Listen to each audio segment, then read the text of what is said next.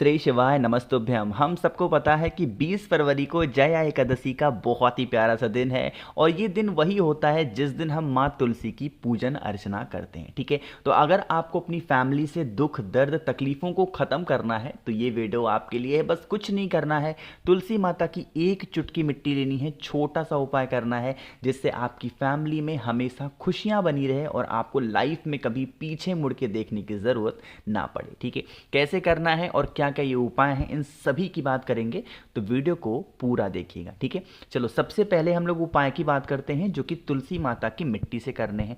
मुझे पूरी की पूरी उम्मीद है कि आप सभी लोगों के घरों में माँ तुलसी का पौधा ज़रूर होगा। अगर नहीं है तो कल के ही दिन ला करके तुलसी माता का पौधा अपने घर में लगा लो। ठीक है, नहीं है तो लगा लो, हैं तो उनकी पूजन करनी है। कैसे करनी है समझो। आपको क्या करना है, इस जया एकादशी पे एक चुटकी आपको हल्दी लेनी होगी। ठीक है, हल्दी किससे लोगे, जो हल्दी की गांठ होगी उसको लेना, थोड़ा सा पीस लेना और पाउडर के फॉर्म में हल्दी लेंगे। पहुंचेंगे, सबसे पहला काम करेंगे, तुलसी माता के जड़ में आपको उस एक चुटकी हल्दी को डालना होगा। मेरी बात बहुत ध्यान से सुनेंगे। तुलसी माता के पौधे में एकादशी के दिन भूल कर भी जल समर्पित नहीं करना चाहिए। क्यों, इसके पीछे कारण है।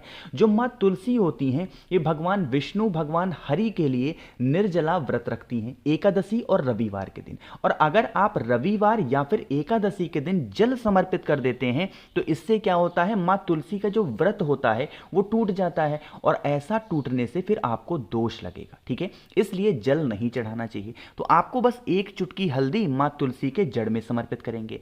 हल्दी समर्पित करने के बाद में ओम नमो भगवते वासुदेवाय, फिर से बोल रहा हूं, ओम नमो भगवते वासुदेवाय, इस मंत्र का ध्यान करते हुए जो भी तुलसी माता का पौधा आपके घर में है 7 परिक्रमा लगाएंगे। कितनी परिक्रमा लगाएंगे, 7 परिक्रमा लगाएंगे। चाहे गमले में लगा रखा है या फिर जमीन में लगा रखा है, ओम नमो भगवते वासुदेवाय का स्मरण करते हुए। ठीक है, 7 परिक्रमा लगाने के बाद में प्रार्थना करना अपने परिवार की, अपने जो भी आपके कुटुंब हैं उनकी रक्षा के लिए, उनकी उन्नति के लिए, उनकी तरक्की के लिए माँ तुलसी से प्रार्थना करेंगे।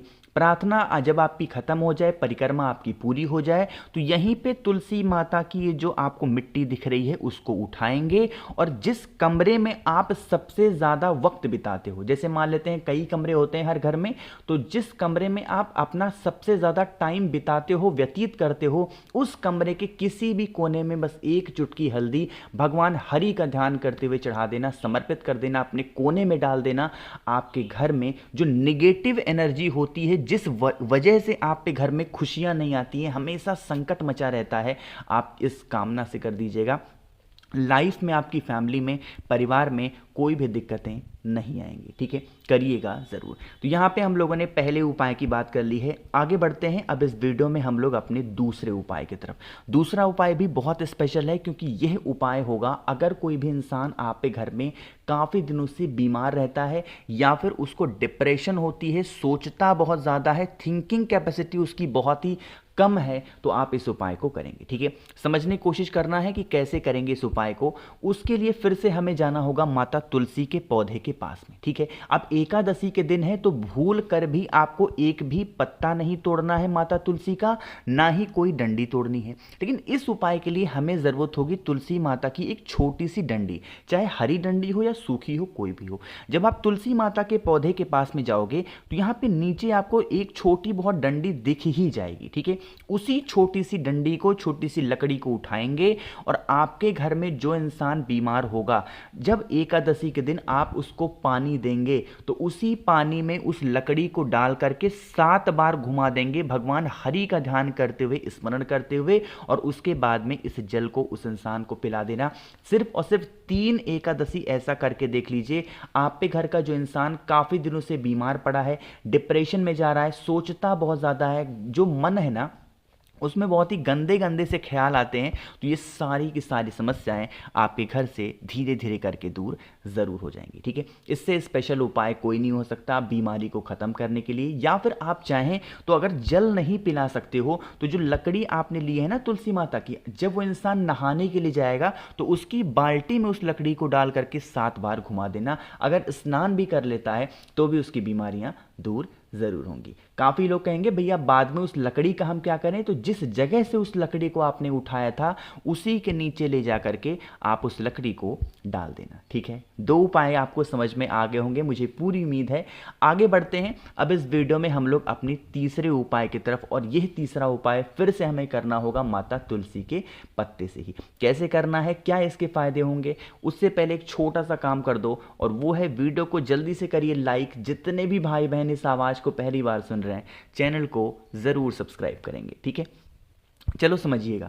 यहाँ पे आपके सामने दिख रहा हो, देखो दिख रहा होगा तुलसी माता का पत्ता। सबसे पहले ये समझ लो कि इस उपाय को करोगे तो फायदे क्या होंगे। इस उपाय को करने से आपकी कितनी भी पुरानी इच्छाएं होंगी वो पूरी होंगी, लेकिन इस उपाय को बड़े ही नियम से करना है। जैसे होता है ना कि कभी लोग, सभी लोग की इच्छा होती है कि हमारे घर में कम से कम एक सरकारी नौकरी हो।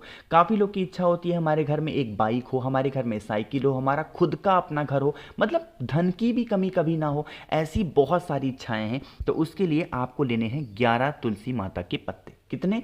11। कोई ज़रूरी नहीं कि वो 11 तुलसी माता के पत्ते आपको अपने ही तुलसी माता के पेड़ से लेने हैं। आप कहीं से भी इंतजाम करके, कैसे भी करके 11 तुलसी माता के पत्ते लेंगे, लेकिन एक भी पत्ता आपको तोड़ना नहीं है पेड़ से। जो नीचे गिरे हुए हों वहीं 11 पत्तों को लेंगे। ठीक है, 11 पत्ते लेंगे। साथ ही साथ एक लाल कपड़ा ले लेना। कोई ज़रूरी नहीं कि नया लो, साफ सुथरा कपड़ा होना चाहिए, लाल लेना। एक तांबे का लोटा लेना जिसमें जल भरना। जल को भरने के बाद में थोड़ा सा इसमें गंगा जल डालना, बहुत ही थोड़ा सा गंगा जल डालेंगे। जो 11 तुलसी माता के पत्ते आपने लिए हैं वही इसी कलश के अंदर डाल देना, और जो आपने लाल कपड़ा लिया था उस लाल कपड़े से इसी तांबे के लोटे का जो मुख होगा, जो मुंह होगा, उसको अच्छे तरीके से बांध देना। ठीक है, बांध दिया। बांधने के बाद में आप इस तांबे के लोटे को उठाएंगे, और कहां पे नहीं जाना है, किसी भी देवी माता के मंदिर में नहीं जाओगे। कहां पे? किसी भी देवी माता के मंदिर में नहीं जाना है। आपको जाना होगा किसी भी देवता के मंदिर में, लेकिन देवता में भी हमारे महादेव के मंदिर में नहीं जाना है, बाकी किसी भी देवता के मंदिर में जाओ। ठीक है, वहां पे जाएंगे, आप उनके सामने उस कलश को रखेंगे, तांबे के लोटे को जिस पे आपने लाल कपड़े को बांध रखा है। अपनी कामना कहेंगे, अपनी विश कहेंगे, इच्छाओं को कहेंगे, उनसे प्रार्थना करेंगे, विनती करेंगे। विनती करने के बाद में आप इस तांबे के लोटे को फिर यहां से उठाएंगे और लेके चले जाएंगे किसी भी हरे भरे पेड़ के नीचे। चाहे वो जो भी पेड़ हो, ये मत देखना कौन सा पेड़ है, किसी भी हरे पेड़ के नीचे पूरा का पूरा जल समर्पित कर देना। आपकी जो इच्छाएं होंगी, जो विशेष होंगी, बहुत जल्दी पूरी होंगी। यह उपाय सिर्फ और सिर्फ एकादशी पे करते हैं और किसी भी दिन नहीं किया जाता। ठीक है, करिएगा जरूर। तो यहां पे हम लोगों ने 3 उपाय की बात कर ली है। एक बहुत ही छोटे और आसान उपाय की बात करते हैं, और इस वीडियो के आखिरी उपाय की बात करते हैं। समझिएगा, क्योंकि भी इस चौथे उपाय को करने से हमें फायदा क्या होगा। इस उपाय को करने से आपके घर की जो बीमारियां होंगी वो तो खत्म होंगी, नेगेटिव एनर्जी भी खत्म होगी, साथ ही साथ आपकी इच्छा भी पूरी होगी। और यह उपाय भी एकादशी पे ही करते हैं। समझने की कोशिश करिएगा। यहां पे मैं आपको कई पेड़ दिखाऊंगा। जैसे एक पेड़ ये दिख रहा होगा, दूसरा पेड़ ये दिख रहा है, तीसरा पेड़ ये दिख रहा है, इसी तरीके से पेड़ होते हैं। आपको क्या करना है, किसी भी 5 वृक्ष की 5 पत्तियों को लेंगे। कितनी? किसी भी 5 वृक्ष की 5 पत्तियों को लेना, और एक तांबे के लोटे में जल भरना। एक भी पत्ती इस कलश के अंदर नहीं डालेंगे, और ना ही एक भी पत्ती आपको किसी भी पेड़ के उसके टहनी से तोड़नी है। जो पत्तियां नीचे गिरी हुई हों उन पत्तियों को ले लेना। 5 पत्तियों को लेंगे, एक तांबे का लोटा लेंगे, जल भरेंगे। सबसे पहला काम करेंगे, 1 लोटा जल महादेव के शिवलिंग के ऊपर श्री शिवाय नमस्तुभ्यम का ध्यान करके समर्पित करेंगे। जल समर्पित कर दिया।